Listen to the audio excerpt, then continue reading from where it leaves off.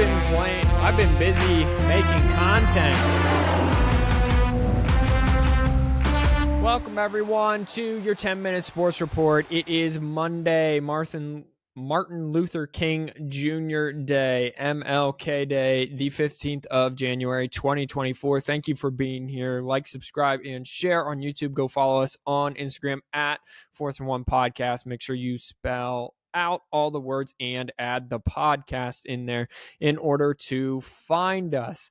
So welcome. I've been busy playing Madden, making a bunch of Madden content, so go check that out. That's on the YouTube page as well.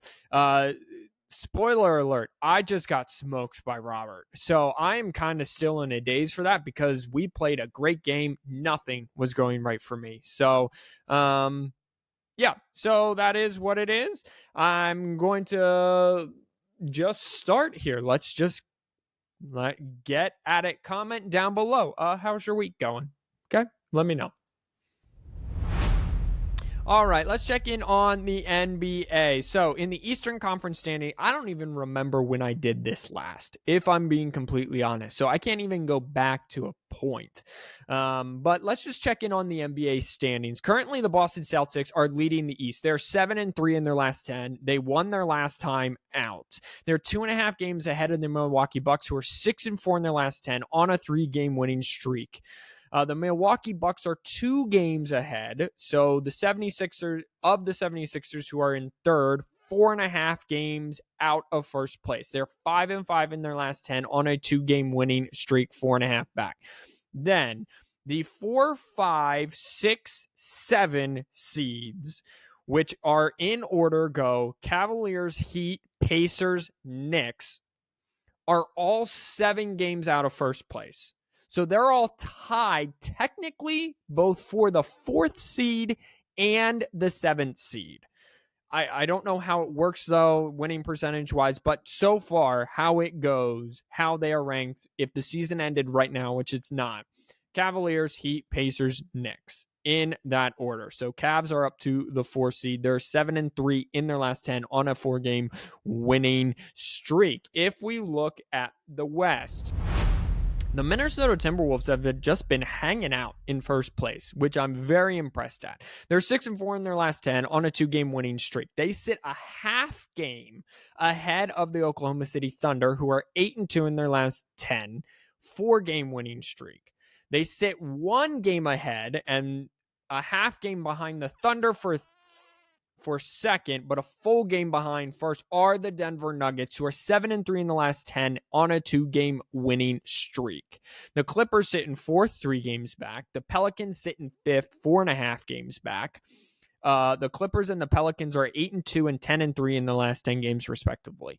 The Sacramento Kings sit 5 games back in 6th. The 7th seed is Dallas, 5.5 games back. The Suns sit in 8th, 7 games back. The Jazz and Rockets sit 8 and 9 games back, respectively. The Los Angeles Lakers sit 9.5 games back of first and a half game out of the 10th seed, which is the play-in. And the Golden State Warriors are 10 games out of first, a full game back of the Rockets for the 10th seed. Both the Lakers and the Warriors are 3-7 in their last 10 games.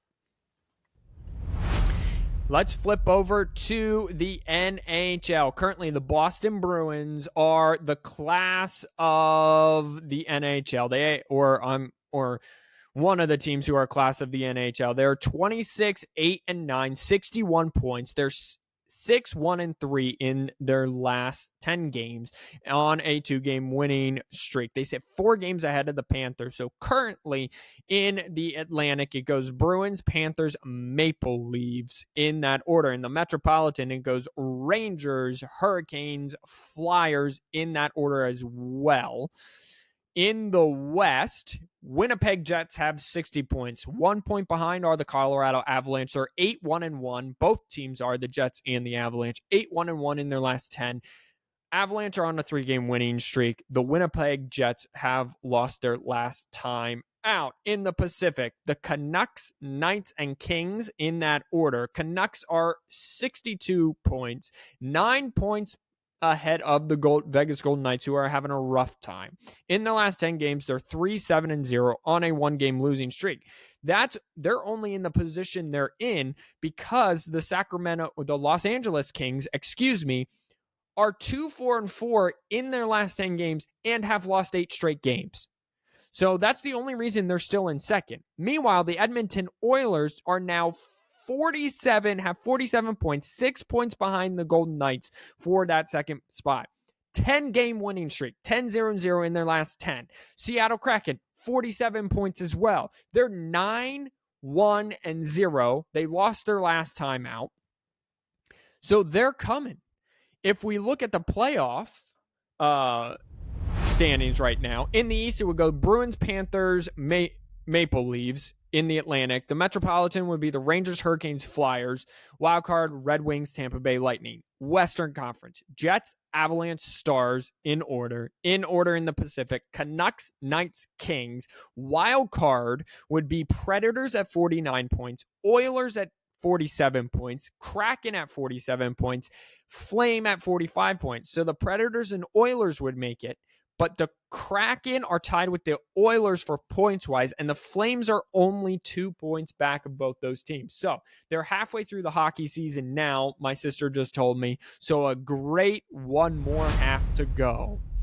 If we look, players are deciding whether to go to the NFL draft. College players are whether to decide to go to the NFL draft or stay in the transfer portal. Well, Michigan gets some of their championship pieces back. Running back Donovan Edwards, linebacker Josiah Stewart, and safety Rod Moore are all returning for their senior seasons. Declaring for the NFL draft for Michigan, quarterback J.J. McCarthy, running back Blake Corum, defensive lineman Chris Jenkins, and Jalen Harrell.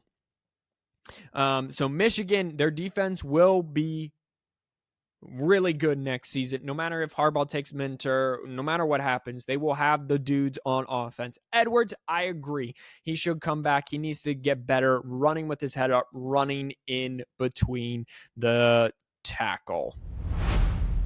Another player to announce his decision to leave for the NFL draft, potential number 1 overall pick Caleb Williams out of USC will enter, he announced on social media today. The decision comes on the final day that underclassmen are allowed to declare. Williams' decision formalizes his status as the favorite to be the number 1 draft pick. However, the Chicago Bears currently own the number 1 draft pick. Are they keeping Justin Fields or will they start over with Caleb Williams? That is the question. So more to come down the line there. Speaking of NFL, it is NFL playoff time, and it was a doozy over the weekend. On Saturday, Cleveland went to Houston and got stomped. Off the back of 2 pick sixes, Houston routed Cleveland 45-14. Later that night, Kansas City, in the 4th ever coldest playoff game in NFL history, the Miami Dolphins only managed to score 7 points, and they gave up 26. Patrick Mahomes had 262 yards through the air. Rookie Rashid Rice had 130 yards receiving and a touchdown to cement his playoff win. On Sunday, the Green Bay Packers. Oh, by the way, the Buffalo Bills-Pittsburgh Steelers game got moved. It was supposed to be 1 p.m. Sunday. Because of the blizzards, the travel bans, stuff going on in Buffalo right now, or the whole state of New York, the governor moved it to Monday. So Green Bay Packers, there are only 2 games on Sunday. Green Bay Packers, Dallas Cowboys.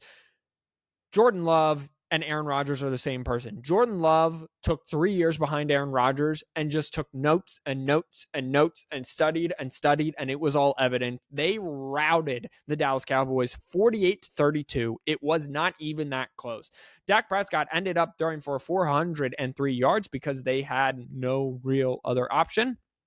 They were down by 27 at one point in that game. The Los Angeles Rams, in Detroit's first home playoff game in 30 plus years, fell by a point, 24-23. The Detroit Lions stand the ground. It was bittersweet for Matthew Stafford, who was drafted number 1 overall, gave his heart and soul to that city, then got traded to Los Angeles, won a Super Bowl in Los Angeles, came home and was the reason why they lost to Detroit by a point.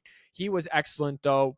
The whole game was excellent. Rookie Puka Nacua had 181 receiving yards. Matthew Stafford finished with 367 passing yards. Detroit gets their first home playoff win, and they get another, because of Dallas's loss, they get another home playoff game next week as well. 2 in one season.